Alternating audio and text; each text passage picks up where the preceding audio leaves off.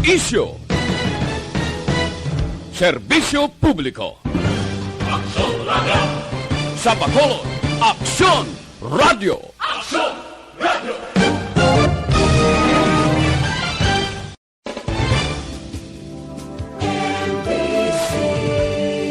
Manila Broadcasting Company. Sa balita, komentaryo, isyu, serbisyo publiko. Aksyon Radio!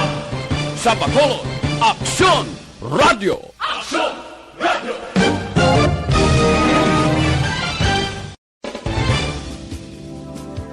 Time check. Manila Broadcasting Company. Sa balita, komentaryo, isyu, serbisyo publiko. Aksyon! Balita Evening Edition. Magadulong sa inyo sang mga nagapanguna nga balita lokal, national, international, sports, kag entertainment. Aksyon! Aksyon! Balita Evening Edition. Kag karon ang inyo news team. Una sa balita, una sa aksyon. Mayong gabi syudad sa Bacolod, Western Visayas, kag Bugos nga Pilipinas. Welcome na sa pagpangalagad sa Aksyon Balita Evening Edition. Karon nga adlaw Miyerkules sa Mayo 19, 2021. Makitan kita live sa among official Facebook page kag sa YouTube channel ang Aksyon Radio Bacolod, kag mabatian pa sa www.aksyonradiobacolod.com.ph. Kaming inyo mga tag balita. Aksyon and Defensor. Kag Aksyon Day Salazar para sa mga headlines sa una kita sa mga balita lokal. Netizens nakuhaan sang video kag litrato ang buhawi sa baybayon sang Bacolod. DPWH Bacolod kag DNR Bago ginreklamo angod sa pagpangutod sang kahoy.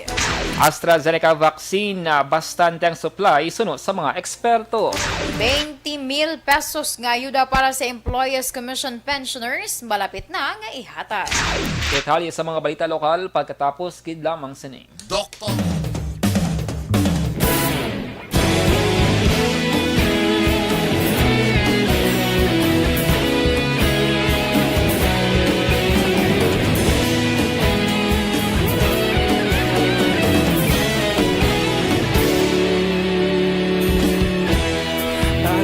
Yung banwa, mabugnaw nga hangin nagadapyan na.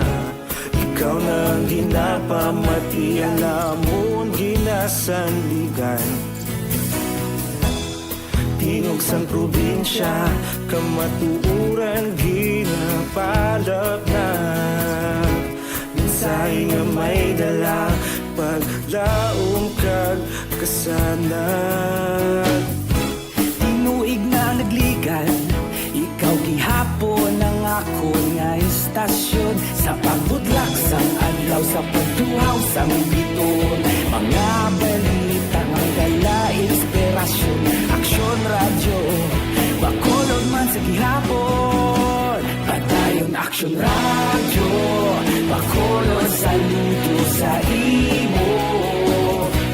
Padayon Aksyon radyo, salamat sa pagserbisyo.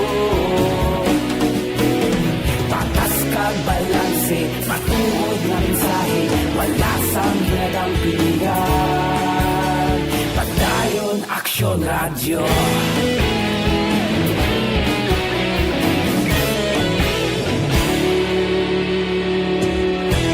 Bacolod nun kag Negros sanon, inyong pamatian. Stasyon nga nagapalaplag sang kamaturan. Mabakod nga prinsipyo, reporter handa sa serbisyo. Kahapon, karon kag sa gihapon, kita magapadayon. Tinuig na nagligan, ikaw gihapon ang ako nga istasyon. Sa pagbutlak sang adlaw, sa pagtuhaw sang biton. Mga balita na may dala inspirasyon. Aksyon radyo, Bacolod man sa gihapon. Padayon Padayon Aksyon Radyo, Bacolod saludo sa imo. Padayon Aksyon Radyo, salamat kit sa pagserbisyo. Patas kag balanse, matuod nga mensahe, wala sang ginadampigan. Padayon Aksyon Radyo. Una sa balita, una sa aksyon, sa Bacolod Aksyon Radio. Una sa balita, una sa aksyon, sa Bacolod Aksyon Radio. Ikaulog na na'y Sansan ano nga kahintangan, responsable nga pagbalita, pagdayon nga ipalaknan. Magasig pero sigurado, aksyon na may dalang pagpalanggan.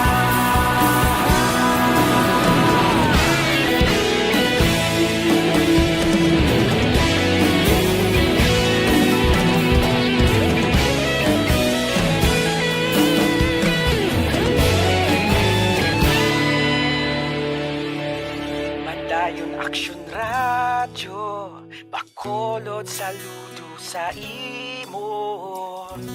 Padayon Aksyon Radyo, salamat kit sa pagserbisyo.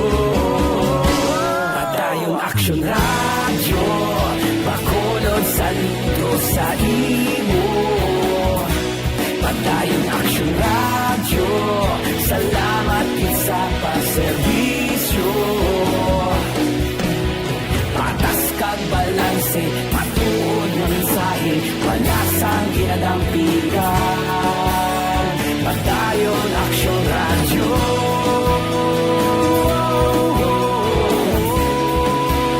Padayon Aksyon Radyo.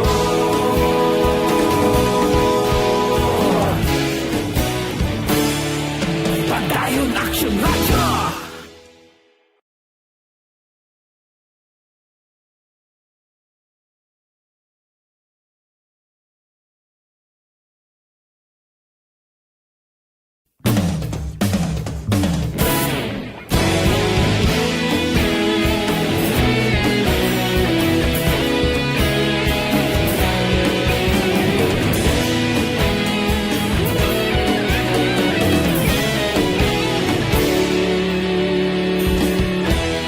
Agapasumbanwa, mabugnaw nga hangin nagadapyan na. Ikaw na ang ginapamatian namon ginasandigan. Tingog sang probinsya, kamatuuran ginapalap na. Mensahe nga may dala, paglaom kag kasanag. Tinuig na nagligan, ikaw gihapon ang ako nga istasyon. Sa pagbudlak sang adlaw, sa pagtuhaw sang biton, mga balita may dala inspirasyon. Aksyon Radyo, Bacolod man sa gihapon. Padayon Aksyon Radyo, Bacolod saludo sa imo. Padayon Aksyon Radyo, salamat kit sa pagserbisyo. Patas kag balanse, matuod nga mensahe, wala sang ginadampigan. Padayon Aksyon Radyo.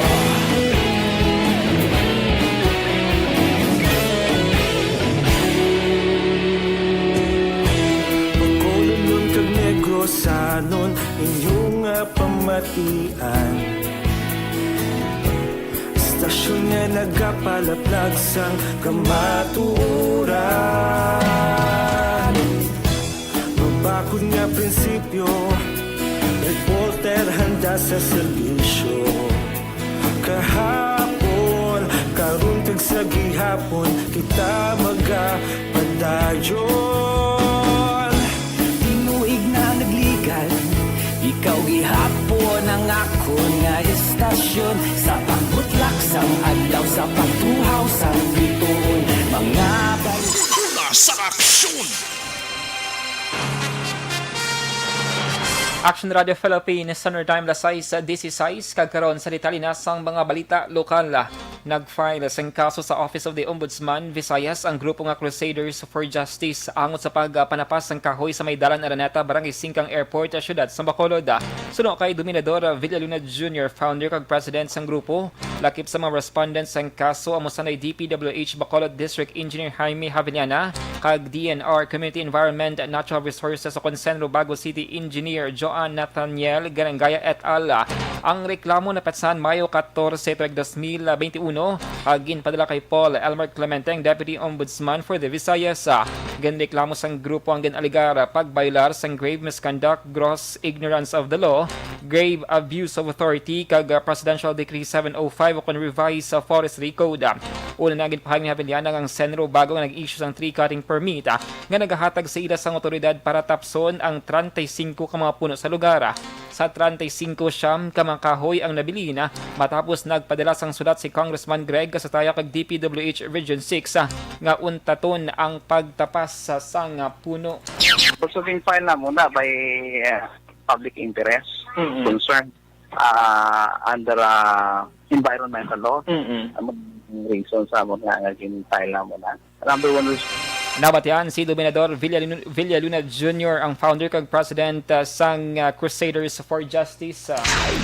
Hindi pa makahatag sang komento si DPWH Bacolod District Engineer District Engineer Jaime Javillana sa reklamo nga ginpadangat sa Office of the Ombudsman Visayas batok sa iya. Suno kay Javillana, wala pa ini sang ideya sang reklamo, wala pa nagkabaton sang kopya, kag nagbalayag nga hindi siya makahatag sang komento. Magluwas kay Javillana, narakip man sa kaso si Senro Bagohead, Juan Nathaniel Garangaya et al. Angod sa pagpanapas sang kahoy sa dalan Araneta para sa proyekto sang DPWH. Ang kaso, ginfile sang grupo nga Crusader for Justice bangod sa grave misconduct, gross ignorance of the law, grave abuse of authority, kag Presidential Decree 705 o kon revised Forestry Code. Apang suno kay Javillana, suspendido ang ila sini nga proyekto sa sidewalks ng Old Airport bangod man sa ginpapanaog sa nga Executive Order No. 19 ni Mayor Evilio Leonardia. Sa iban nga balita lokal, yara sa 1,650 ka mga estudyante ang makabenepisyo sa Special Program for the Employment of Students o CONSPES sa syudad sa Bacolod. Suno kay Maria Rebecca Balicas, ang pamuno sa Public Employment Service Office sa CONSPES sa Bacolod, ang dole nagkuha sang 250 ka mga estudyante samtang 1,400 naman ang iya ka syudad para sa summer job. Ang dole paid ang magatrabaho sa sulod sang 30 dias samtang ang city paid naman ang magatrabaho sang pulo kadlaw nga pagabayaran sang 525 pesos sa kada adlaw. Ginpathag ni Balikas nga ang dole nga mga summer jobber ang sadto mayara na sang eksperyensya bangod tuyo sang sining nga programa nga mapadayon ini tubtob nga matapos ang ilang pag-eskwela. Ginpahayag naman ni Balikas nga ila nagintugyan sa barangay ang paghatag sang form sa mga posible beneficiary. Ginklaro man sining ang form ang magabalik pa sila talatapan kag ini ang maidid pang screen sa tuyo nga kwalipikado ang estudyante. Wala sa natugang nga kahalitan o kung wala sang na-record nga natugas ang kahalitan ang Bacolod City Disasters Reduction Management Office na nakitaan nga buhawi sa baybayon sang Breadco kag Banago Ports kay nasang udto. Suno ka Executive Assistant Jo Marie Vargas ang cluster head sa Bacolod CDRMO, ang buhawi ang naglawig sang pila ka minutos ang isa ka natural phenomenon nga nagakatabo kun manog tapos na ang tig-init kag patimaan sa pag-umpisa sang tig-ululan. Patag ni Vargas nagakatabo ini sa tion nga mayara sang Tropical Convergence Zone kun ITCZ. Sa Vargas, delikado kun ini ang mag-igo sa duta nga posible magbilin sang kahalitan sa mga puluyan nga himo sa light materials. Sa iban pa nga balita lokal, magasaksi sa Negros Occidental Governor Bong Lacson sa COVID-19 mass vaccination bus nga adlaw Mayo 20 sa may Negros First Residences sa syudad sa Bacolod. Sunod kay Provincial Administrator Attorney Rifano Diaz sa Secanda, magasugod ang pagbakuna las 8 sa agang saksihan man sa mga provincial board members. Ginklaro ni Diaz nga wala ginaobligar ang provincial capital employees nga magpabakuna kontra COVID-19. Apang ginapahanumdum nga ang bakuna amo lamang ang makahatag sang proteksyon kag kusog sa mga iniagod mapahilayo sa coronavirus kag makabadayon sa pagtrabaho. Sa sining nga mass vaccination target sang gobyerno probensyal nga mabakunahan ang masobray sa kalibo ka mga empleyado sa Kapitolyo, ilabi na ang mga frontliners. 200 ka mga empleyado sa gobyerno probensyal sa Negros Occidental ang nagpasiguro nga magapabakuna kontra COVID-19 sa mass vaccination buwas nga adlaw sa Negros First Residences sa syudad sa Bacolod. Sunod kay Provincial Administrator Attorney Frano Diaz II, nakahanda na ang team of vaccinators kag nagplastar naman sa maayo ang venue agud na pasiguro nga masunod ang health kag safety protocols. Dugang pa ni Diaz, may naka-standby man nga mga ambulansya sa guwa sang venue sa tion nga may magbatsyag sang malain epekto sa COVID-19 vaccine. Gayong klaro ni Diaz nga iban nga wala pa magka-fill up sa COVAC vaccination information form, ang may panahon pa agud magdesisyon kung magpabakuna o kung hindi. Ang mass vaccination ang kabahin sa Barangay Kapitolyo vaccination program nga ginumpisahan sang Abril 30 sa Teresita L. Halandoni Provincial Hospital sa syudad sang Silay. Sa balita, una sa aksyon.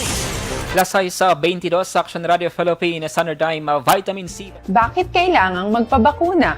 Bakit nga ba vaccination?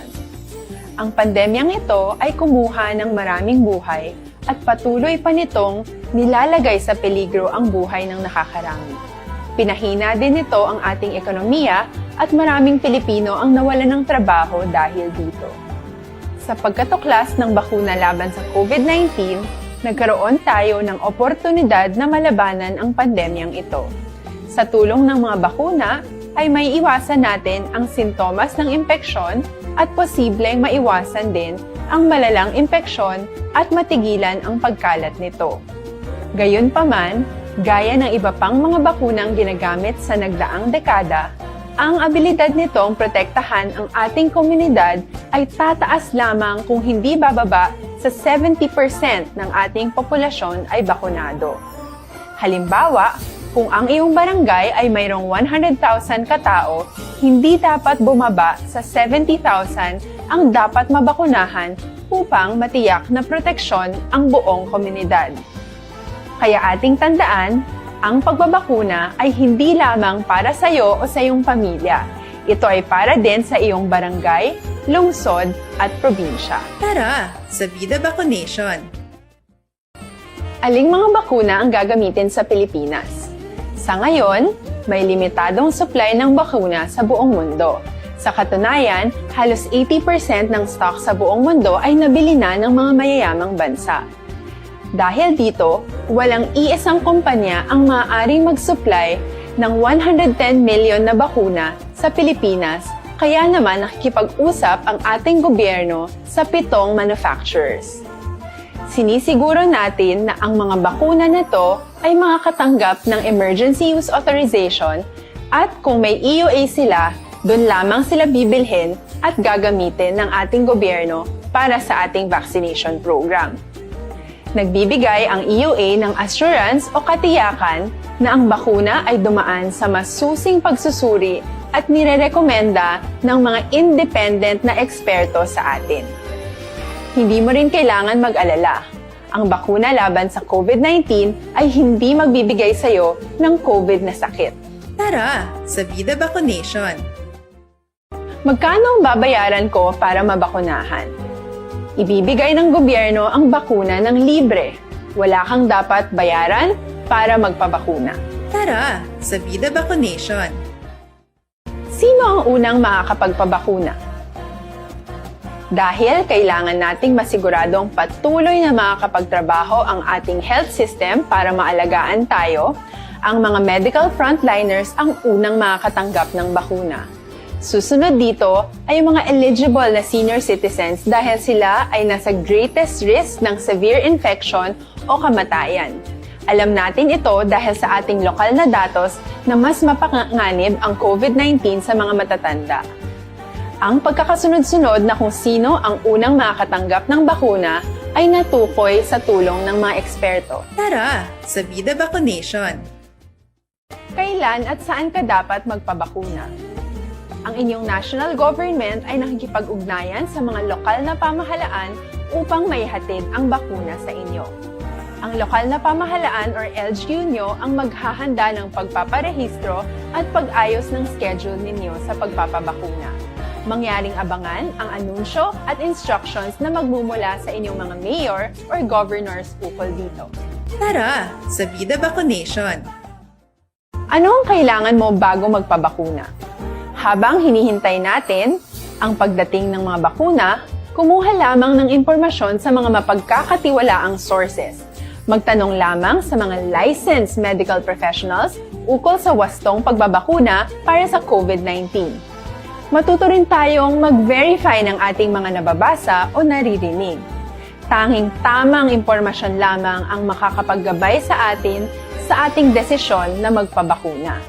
Ang inyong health history ay mahalaga din sa pagtukoy kung dapat ka bang bakunahan o hindi, kung anong bakuna o angkop sa iyo.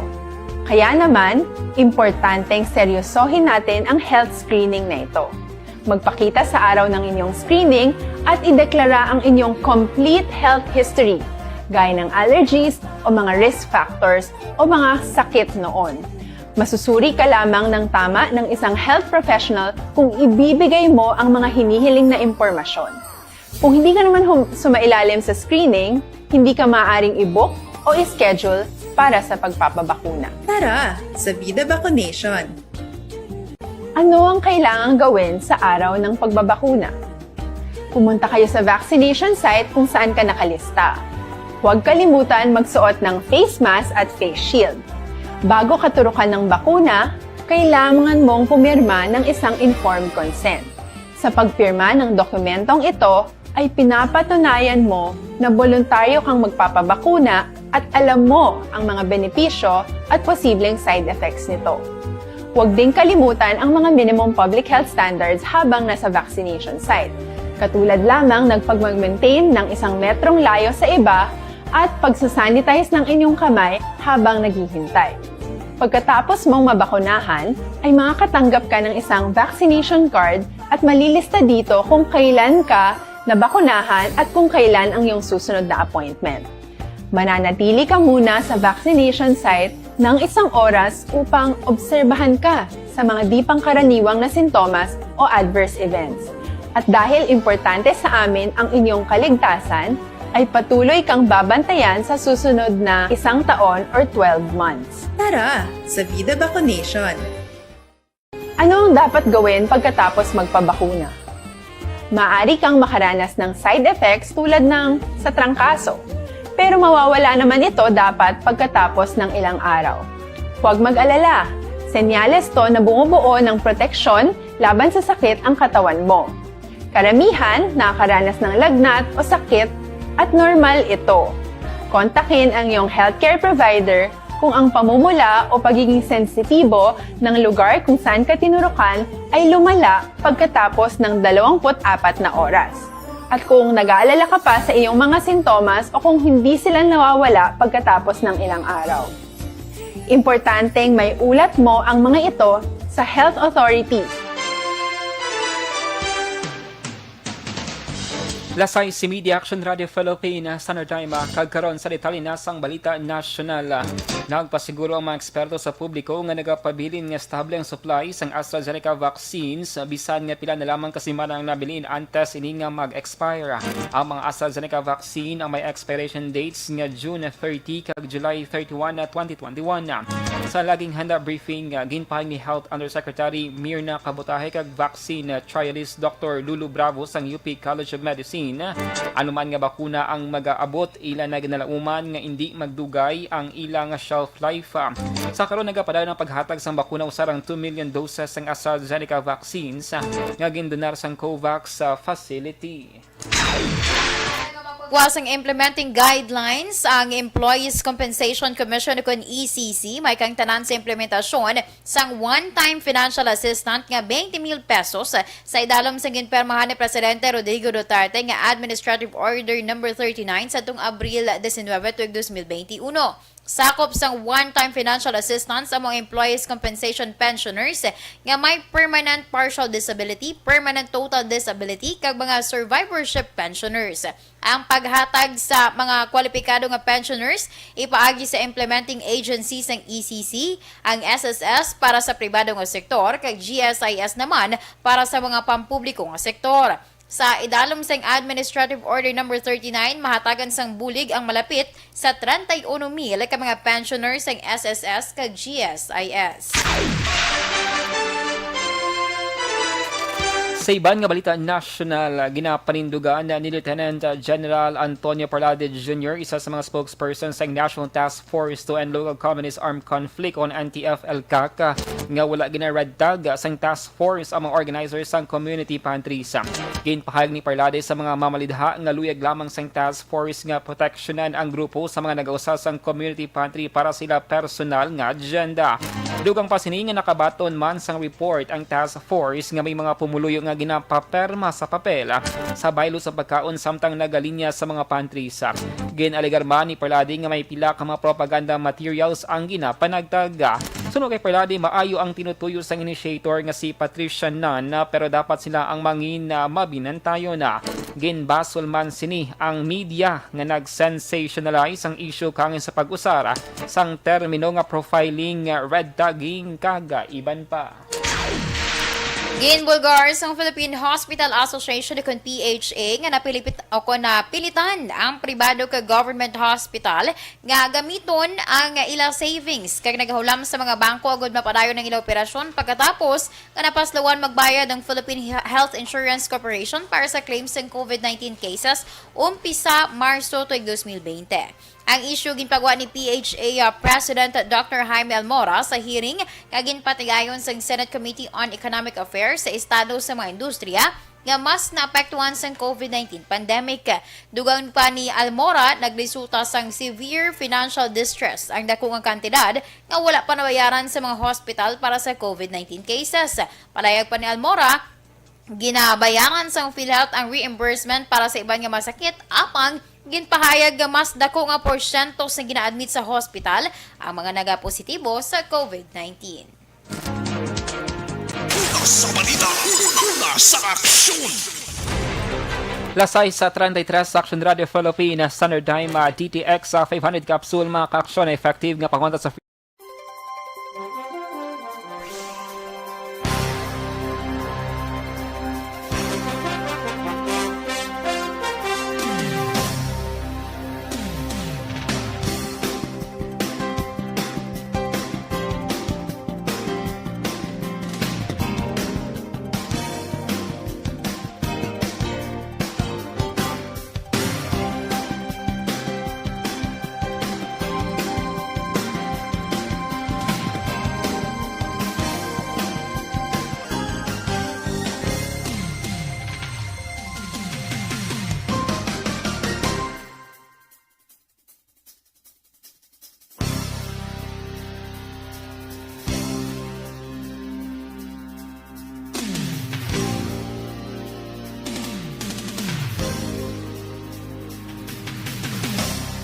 Aksyon and Defensor. Kag-Aksyon Dale Salazar, una sa balita, una sa aksyon, Sa Bacolod Aksyon Radio.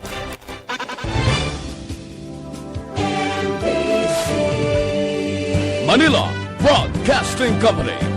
Sa balita, komentaryo, issue, serbisyo publiko. Aksyon Radio! Sa Bacolod Aksyon Radio. Aksyon Radio!